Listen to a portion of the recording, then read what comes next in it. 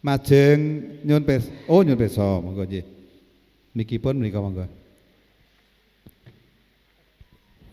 Nggih. Nyun pirsa bawa kalian gegayutan ngunduh manten ingkang nate kula pirsani wonten padusunan. Kula tingali. Nggih. Ngapunten ingkang kula tingali wonten padusunan nika saking pihak pengantin kakung nika perwakilan silaturahim wonten gene pengantin putri besanipun. Lajeng saking keluarga besan putri ngeteraken manten kalih pangiringipun. Lajeng tata cara ingkang dipun acarane menika namung acara ingkang singkat. Dados ingkang wasipun saking besan putri menika ngaturaken salam taklim ugi masrahaken ngaten putri. Salajengipun ingkang besan saking pengantin kakung anampi pengantin kekalih menika.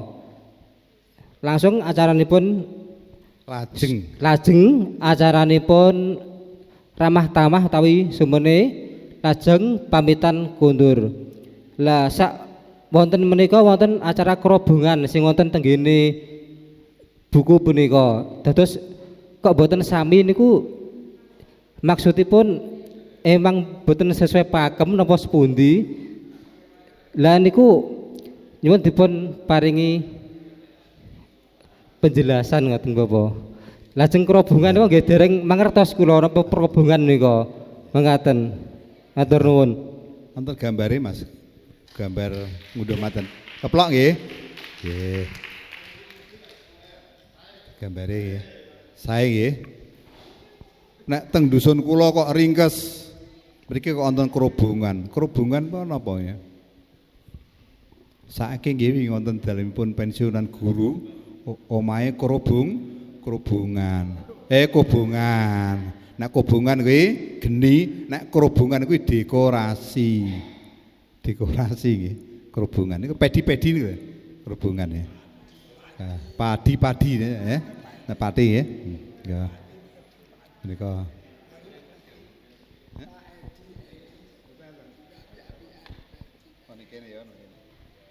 nggih ngaten nggih. Menawi pakem menika janipun nggih gangsal dinten.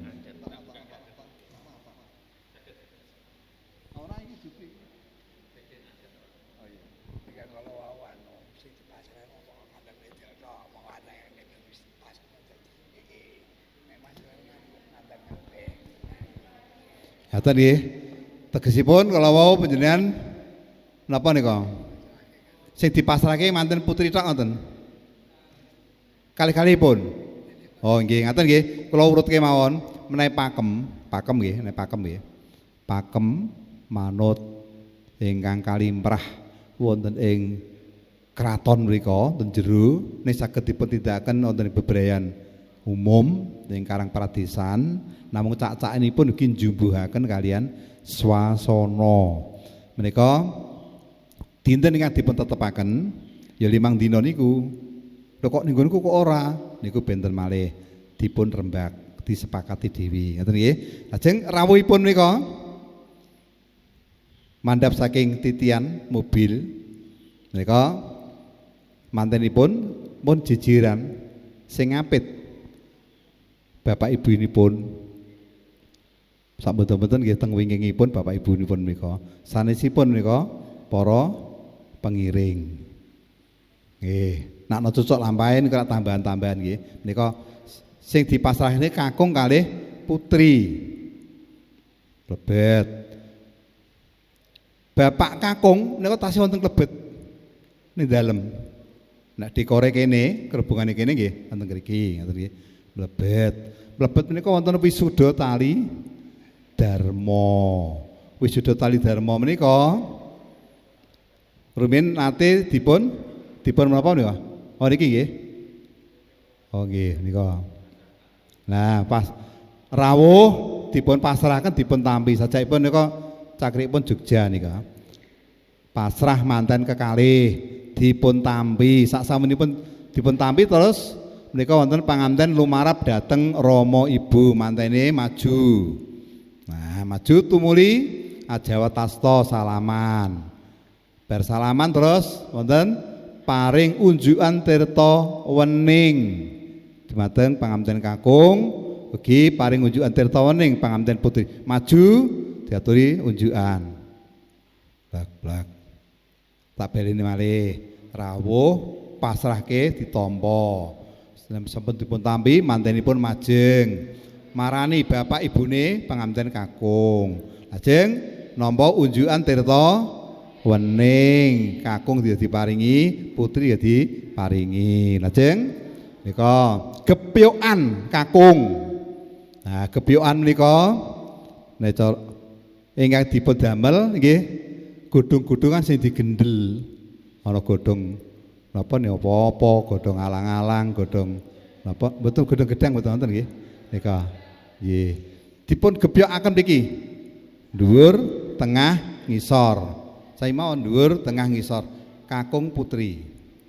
Nah nika naminipun gebyokan. Ya ben ora ana alangan sawiji apa. Toya wening nggih sami kemawon. Maju kene wis tak adaku dadi anakku dhewe. Ora tak beda-bedakake. Nek dijlentrehke nggih mangke wonten tata cara menika wonten mangke wonten candranipun boten sae nggih. Lajeng menawi sampun gebyokan sampun lajeng bapak saking kakung menika nggantos duwung. Duwung ki dipun agem penganten saka wau nggih di lolos dipun lolos nggih pambiwara nggih. Sajengipun Bapak Pamanggugati njabut keris sampun ngoten nggih. Nglolos duwung. Nah nggih, keris mawon sekeca duwung nggih nika. Jeng duwung. Lajeng napa? Oh nggih, sekarang iku dikalung kembang melati nggih, kembang melati. Lajeng lolos duwung, ngagemaken duwung.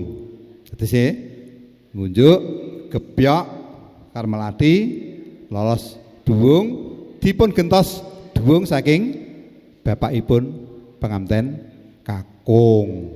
Boten usah dipikir usah dipenggaris sing aneh-aneh. Lho bapak niku boten seneng keris kok. Ya diselehke kerise perias.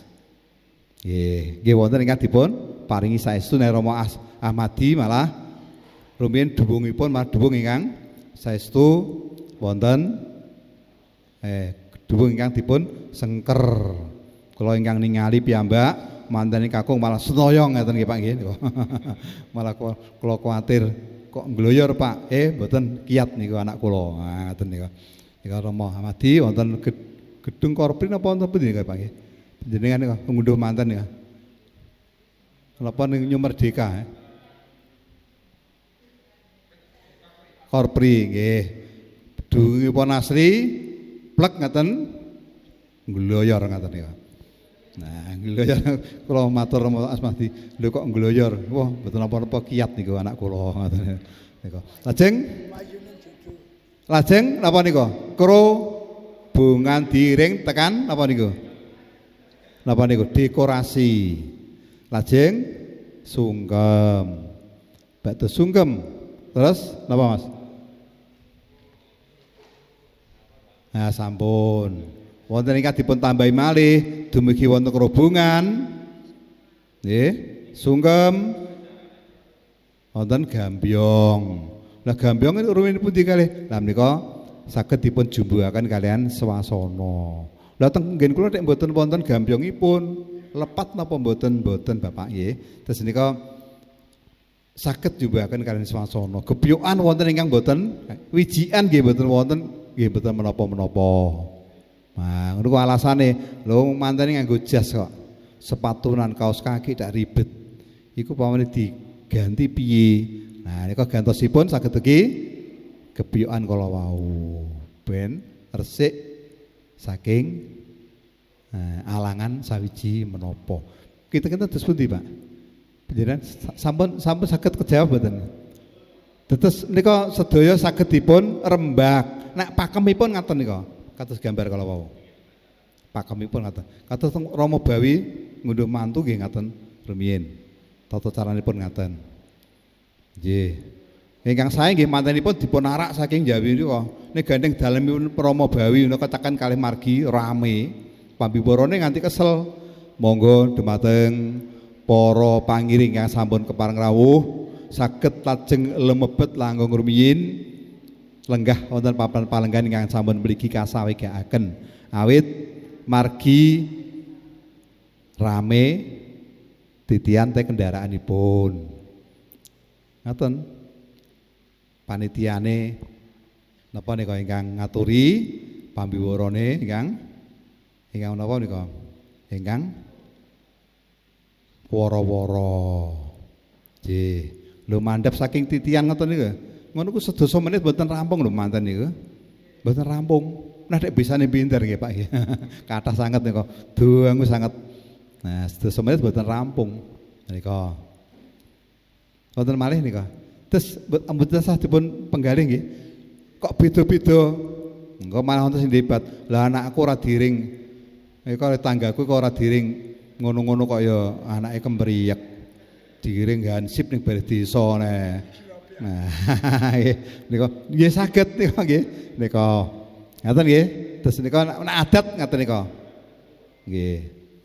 Monggo wonten malih? Nggih.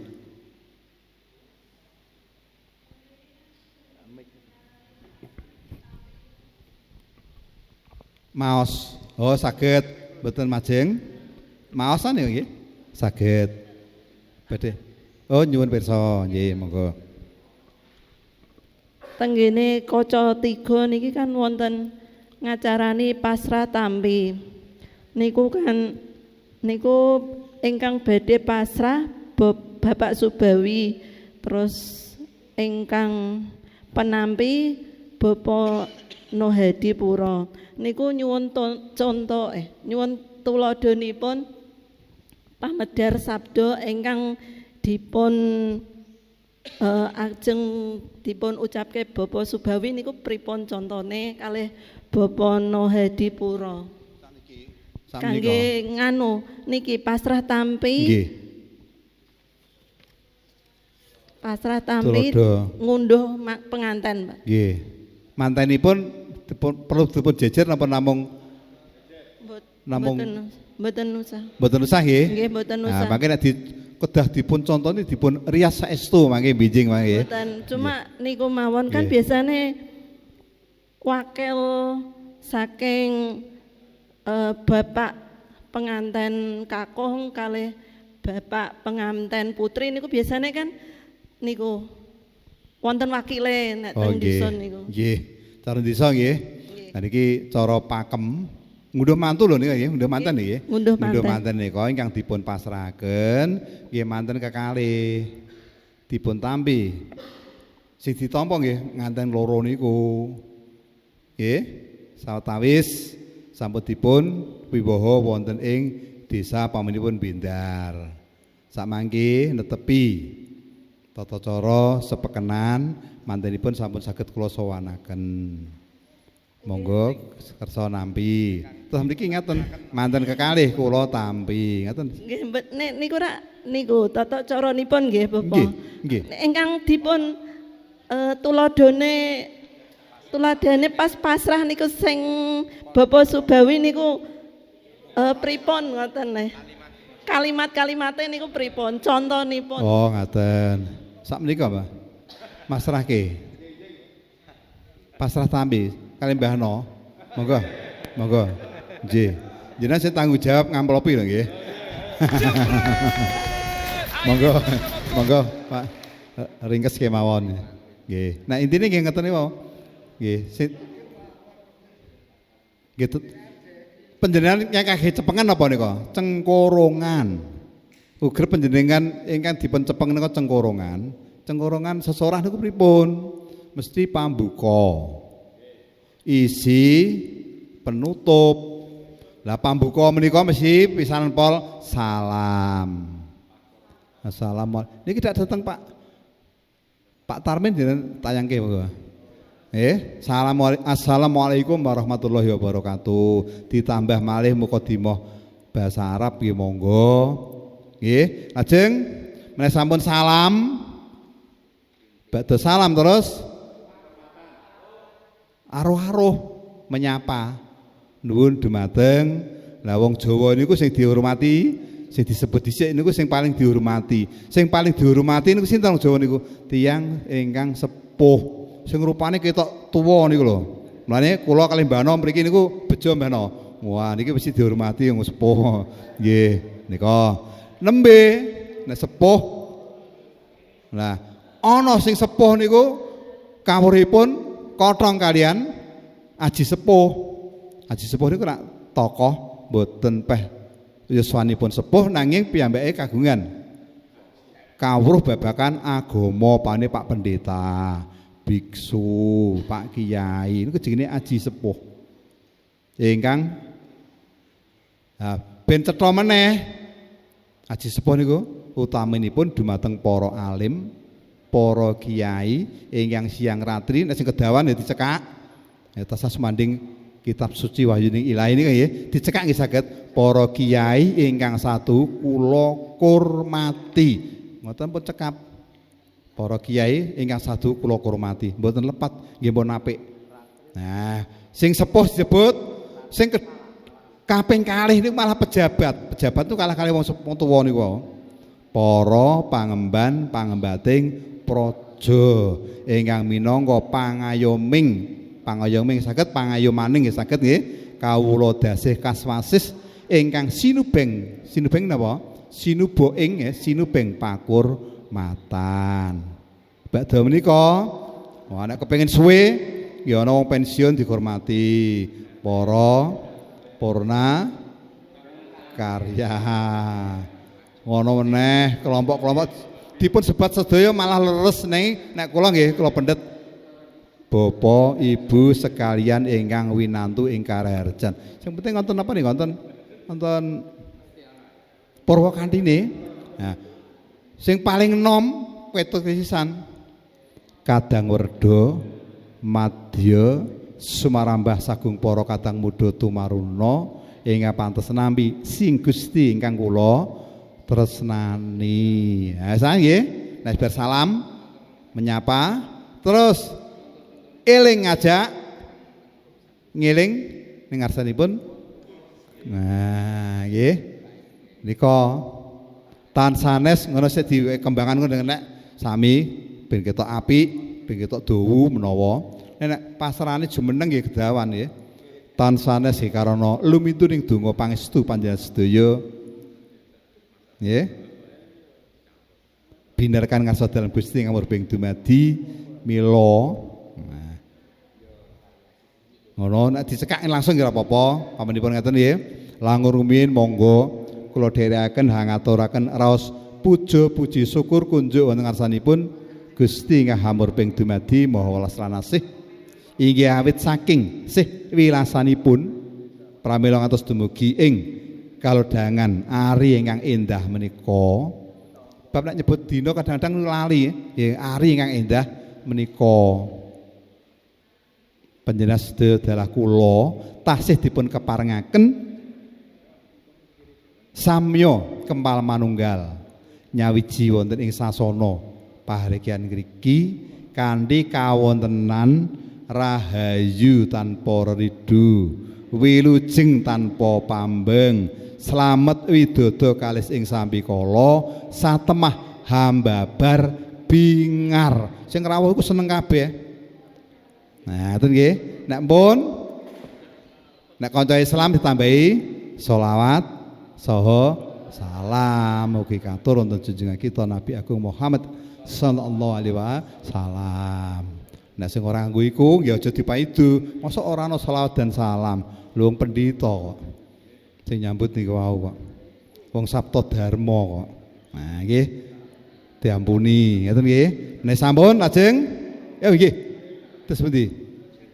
Oh nggih. Maten nggih.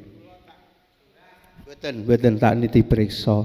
Pitakonane niki tak kula tak jelaske rumiyin. Mbak, sing jenengan takokno iku nalika iku pasrah ijono manten apa manten wis 5 dina?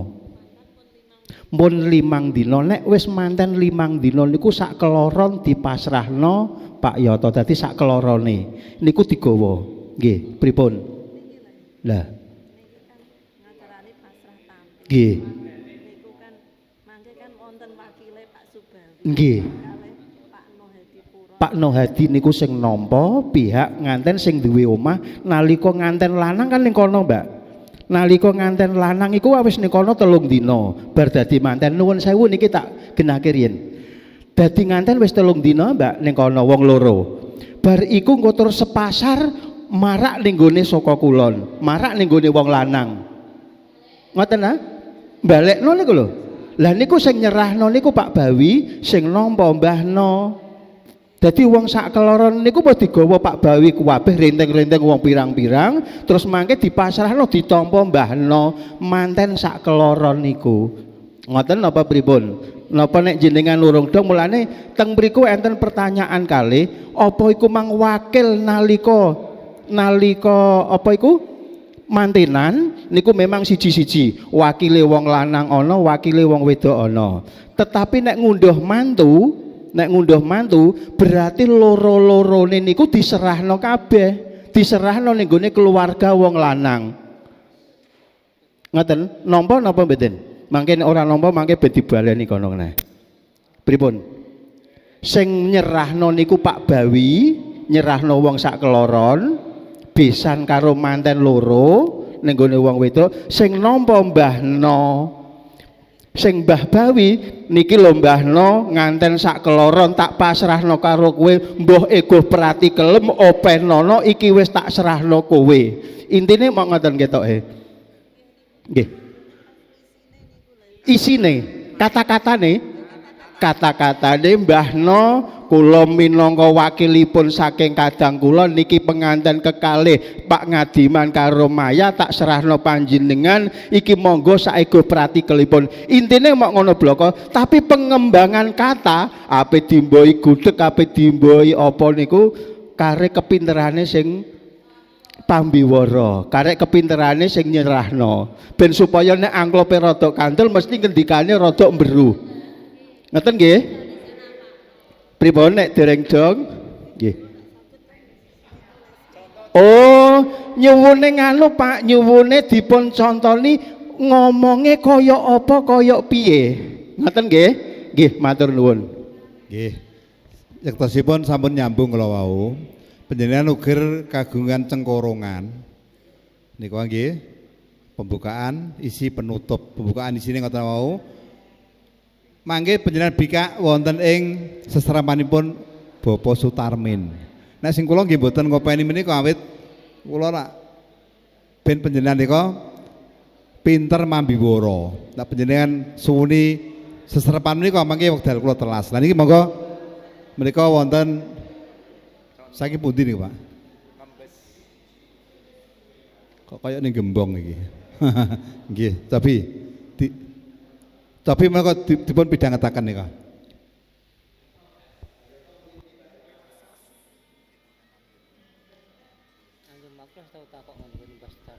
Nah, ngoten iki nggih. Niki sing pasrah. Nek Pak Yai biasane rada duwu.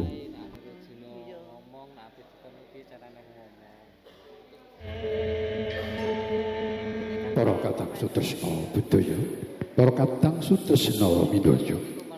Kados sampun kajuget sawetawis lampahing para paraga ingkang badhe ngayahi karya datan sanes gelaring upacara lung tinampi wentene kaperwan saking keluarga agung Bapak Supri Hadi dalah Ibu Tarsini ingkang mangke badhe kawedhar Bapak Kyai Mas Duki paripurnaning pangandikanipun Bapak Kyai Mas Duki tinambining kintersakaken saking Bapak Subawi Ibu Miah lumantar Bapak Eko Sarwono Sarjana Pendidikan Magister Pendidikan kados kawistara sampun syukur ingkang keparengna para paraga kasugengan handheraken mratisaken wedaling pangandika.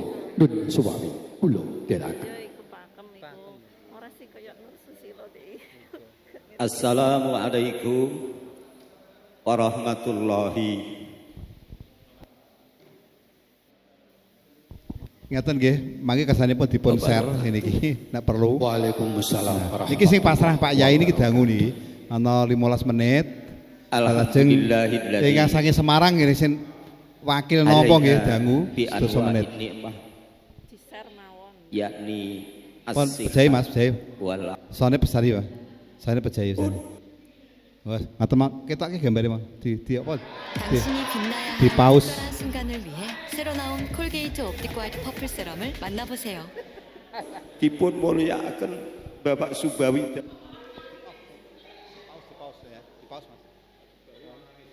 Ngaten nggih. Lah menika anggenipun masrahaken rehning kadereng saking raos bomong mongkok raos trenyuh ingkang wonten kapambeng malah sinambi muwun. Mila nek panjenengan niru mangke nggih lho kok nangis barang kula apa leh mau barang masrah nang ngono wae. Beda-beda nggih. Lah rehning panjenengan permadani. Nggih cengkorongan iki mawon anggere ana pembukaan isi penutup. Lah pembukaan niku ureane ngoten wau. Isine napa masrahke pisan ngaturaken salam taklim kanthi ngaturaken paminipun assalamualaikum warahmatullahi wabarakatuh. Sinartan ing pamuji mugia Bapak Subawi sekalian dalah keluarga tansah winantu ing kararjan cinaket dhumateng nugrahaning Gusti. Salam tok nggih kenek. Beda-beda nggih wae. Nek cengkorongan ampun diowah. Cengkorongan sesorah ampun dipun ewah. Mangke nek dipun ewah nggih pun rampung isih tanduk malih. King panginten cekak semanten anggen kula matur. Nggih wonten sing kesupen niku wau wonten gawan saking Bindar. Niku wau wonten mila sepisan malih kula nyuwun pangapunten. Nggih wonten malih ingkang kirang ngono. Nek permadani mboten wonten ngaten. Permadani cengkorongan niku utuh. Ijeh direnggep diapalno. Ngaten nggih? Iki nek didongokno tenan komplit, plit. Pemene ana selingane sing mesem ayu iku mau malah suwi meneh. Nah niki sedasa menit ingkang saking Semarang nggih sedasa menit. Kalih dasa menit monggo menika kita-kita nggih boten cekap menawi wedalipun dipun agem menika. Kinten-kinten ingkang panjenengan pikajengaken kula sampun mudeng. Lah mangke iku kata-katane piye ngoten nggih. Mangke mbikak kemawon wonten medhar sabda. Mriku sampun wonten medhar sabda Pak Tarmin niku sampun wonten pambuka. Niku wonten contonipun tembungipun. Nggih. Nggih tetep niku nggih tetep isi ingkang benten-benten niku isinipun. Isinipun ingkang benten-benten. Ngaten nggih? Kinten-kinten sampun ana nggih? Nggih. Ampun dipun kembarke nek lha niki nek panjenengan dikembarke kalih niki contone iku ana nangis barang ngene. Nggih Bapak nggih. Kula rumaos bombong sanget awit. Wonten lebet payuhan menika kula dipun tampi ingkang saestu sae sanget ngantos trenyuh mboten kapambeng. Lho malah nangis. Nah merga napa nika? Mbok bilih menapa menika? Nah nika lho latar belakangipun benten. Nah Pak Yai. Aku nek ora tau ketemu ngene. Angger pasrah nek nang ngandane wis nggone panggung. Aku lagi sambutan pertama, sambutan kedua. Niki kok ning latar kok dipasrahno. Nek kok ya apik. Nah, ternyuh piyambakipun. Ngaten nggih? Nika. Wonten malih? Terakhir. Wah niki. Badhe nyumbang Amit nggih. Nyuwun sewu Bapak. nggih. Nggih. Kula grogi ya caket kalih ibu-ibu niku. Benten kalih Pak Ngadiman, menawi Pak Ngadiman mboten nganu blas niku. Ingkang sepindah Bapak nyuwun sewu. Sepisan. Sepisan nggih. Ingkang sepisan Bapak niku dumateng panjenenganipun sesepuh pinisepuh ingkang hanggung mastuti dumateng pepoyaning kautamen ingkang pantes pinundi. Pitakone kula niku kautamen napa kautaman? Lah kula niku rebutan bener niku wong padha ra mudenge, kula nggih ngalah akhire. Rencang-rencang kata-katae kautamen. Sing leres kautaman napa kautamen? Nggih, sami. Sami tegesipun langkung-langkung menawi panjenengan kajibah ngripta sekar maca pat. Aku mau jane meh sing pungkasan iki kautamen, ne dandang gula sing larik angka semene kudune ya ora kautaman ya kautamen. Berarti sing leres kautamen nggih Bapak. Sami. Oh sami lerese nggih nggih. Nggih nek ane Nggih. para tamu napa niku?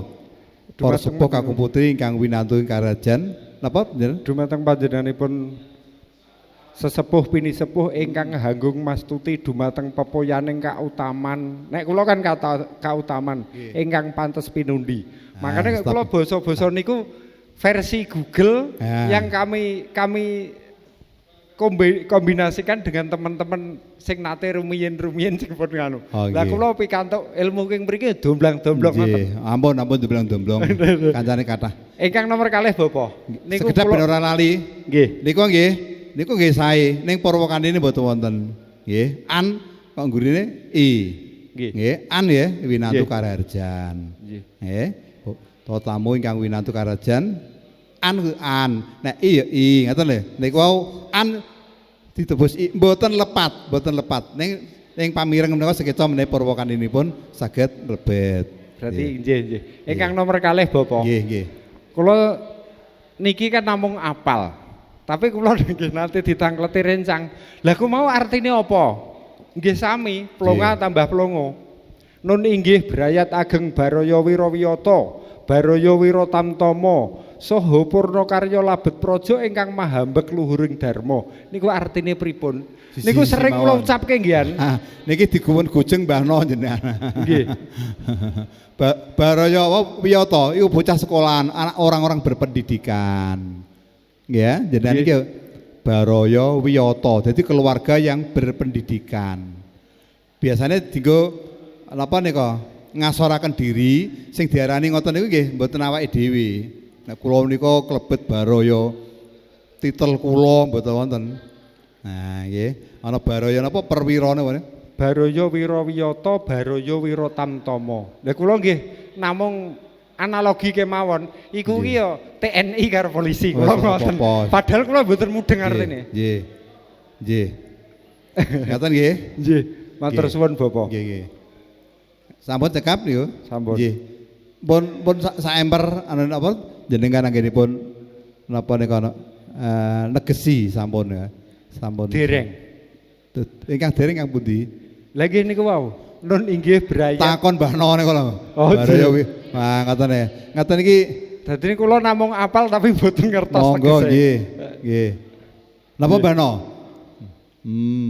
Niku nek sing kula aturaken ngajeng kala wau upamiya nika dipun sebat sedaya sing pensiun ya disebutno sing kelompok-kelompok sebutan sedaya kula damel 3 utawi sekawan kemawon sekawan pondo berarti monggo meno kula kelengkapan nggih Bapak napa berarti kula nek ora ana saingane nek wonten saingane naipe nangis ngoten niku nggih Bapak matur suwun.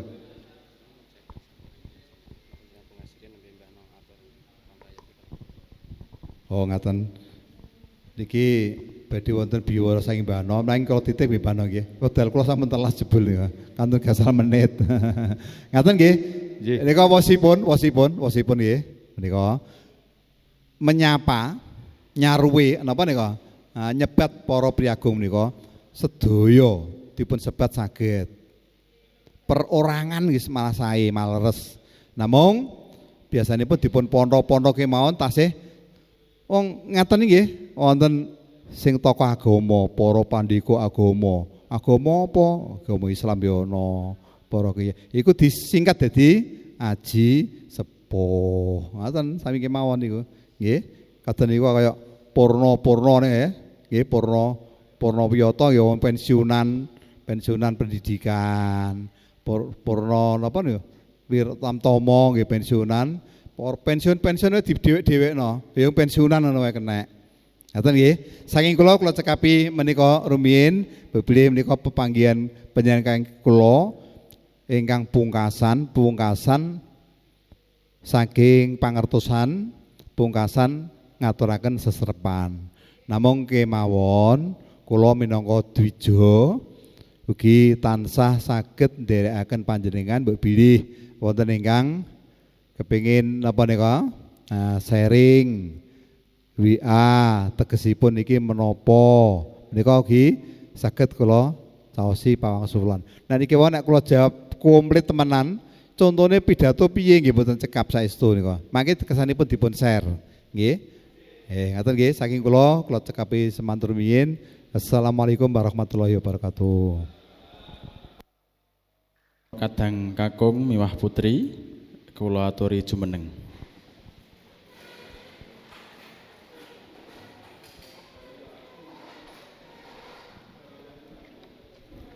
Saderengipun seserepan wonten dinten menika dipun pungkasi, monggo manunggu puja wonten ngarsanipun Gusti ingkang Maha Welas Maha Asih. Manunggu puja kawiwitan.